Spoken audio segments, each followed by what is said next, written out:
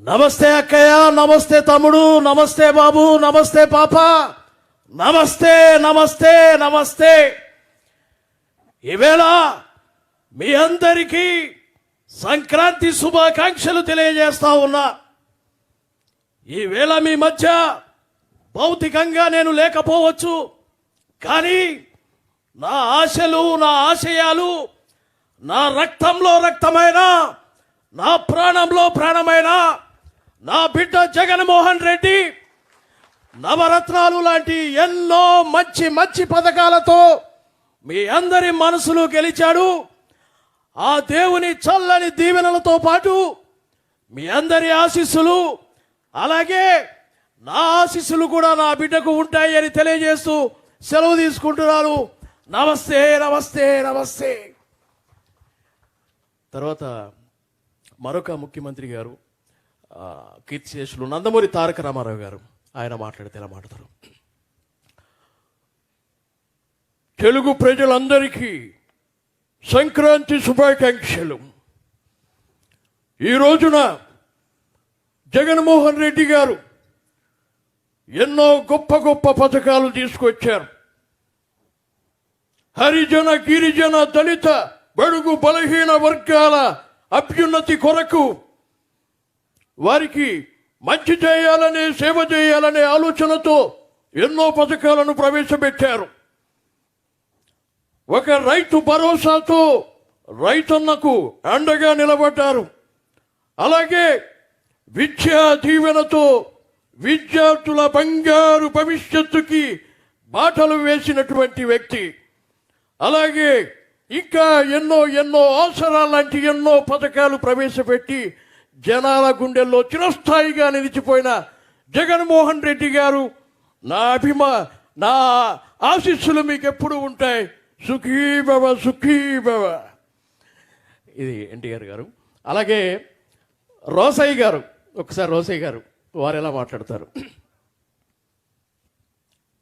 ఈ రోజున అందరికీ కూడా సంక్రాంతి శుభాకాంక్షలు.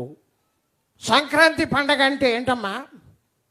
రైతులు చాలా సంతోషంతో పంట చేతికొచ్చి వారు చాలా ఆనందంతో సంబరాలు జరుపుకునేటువంటి పండగ. ఆ రైతులు ఇవాళ చాలా సంతోషంగా ఉన్నారు. ఎందుకంటే రైతును రాజుగా చూడాలనేటువంటి కోరిక ఉన్న జగన్మోహన్ రెడ్డి గారి పాలనలో ఎంతో సుభిక్షంగా ఉన్న రైతులందరూ కూడా, రాజశేఖర రెడ్డి గారు నా ఆప్త మిత్రులు, వారు కూడా రైతుల గురించి చాలా చేశారు. జగన్ గారు ఇంకా చాలా చక్కగా చేస్తూ ఉన్నారు. వారికి నా ఆశీర్వచనాలు.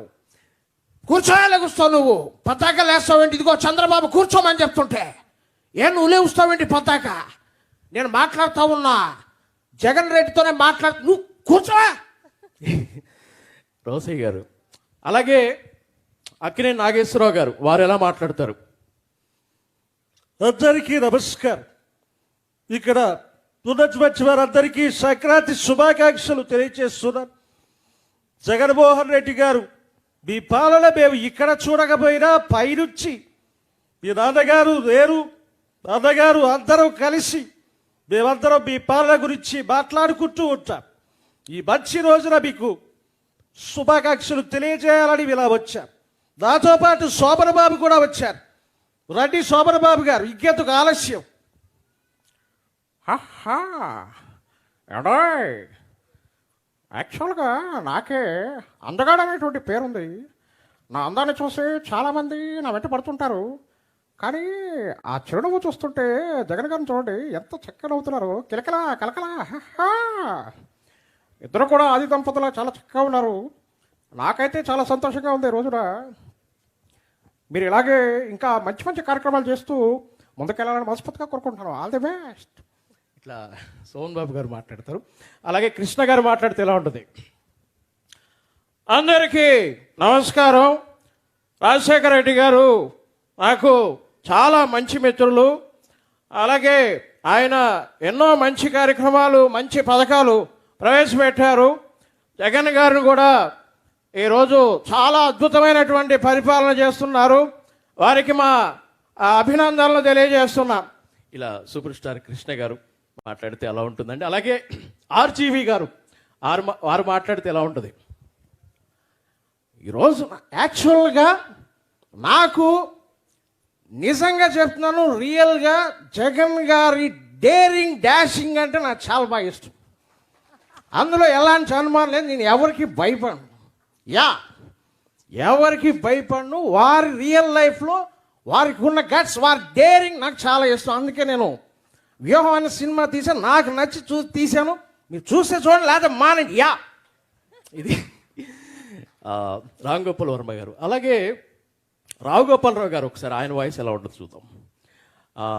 ముత్యాల ముగ్గు సినిమాలో ఒక dialogue, hello hello hello secretary, ఓ పాల ఆకాశం వంక చూడు, ఆకాశంలో ఏదో మద్దరు జరుగుతున్నట్లేదు, సూర్యుడు నెత్తురుగడ్డలా లేడు, మాదికేది మడిసన్నాక కూసంత కాలాపోషణ ఉండాలా, ఉత్తినే తిని తొంగుంటే మడిసికి గొడ్డికి తేడా ఏటుంటది, సర్లేదు ఎదవ నువ్వు సెన్స్.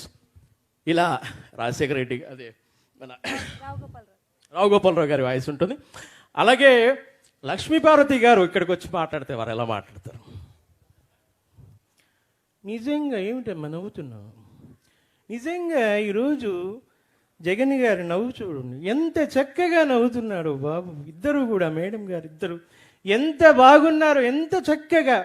అసలు అంత అందమైన నవ్వు ఎలా వస్తుందంటే, అందమైన మనసులో నుండి ఆ నవ్వు పుడుతుంది. నా అల్లుడు ఉన్నాడు, ఎప్పుడైనా నవ్వాడా? ఏం బాబు నవ్వాడా? ఏమ్మా నవ్వాడా? ఎప్పుడైనా నవ్వాడా? ఇదిగో వస్తున్నాడు బాబు, మాటల్లోనే వస్తున్నాడు.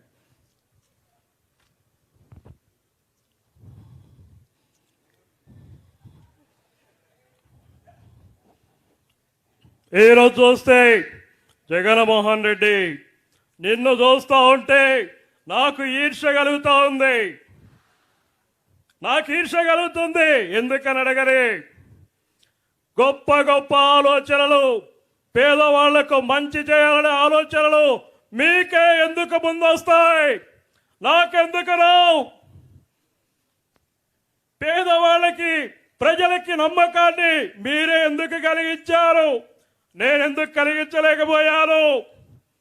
ఇంకో ఆశ్చర్యకరమైన విషయం, ఒక్కడే ఎన్నికలకు ధైర్యంగా పోతా ఉన్నాడు. ఎక్కడిదో ధైర్యం అని అడుగుతున్నా. ఇది బాబు గారు. నిజంగా చాలా కొడాలి నాని. నేను తెలుసుగా మీ అందరికీ, మనం సంక్రాంతి పండగ అంటే చాలా సంతోషం, సంబరంగా ఉంటుంది.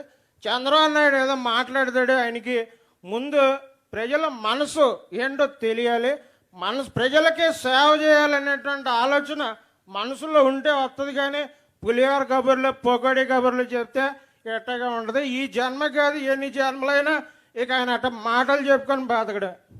ఇది కొడాలి నాని గారి వాయిస్. అలాగే చివరిగా అన్న జగన్మోహన్ రెడ్డి గారి వాయిస్.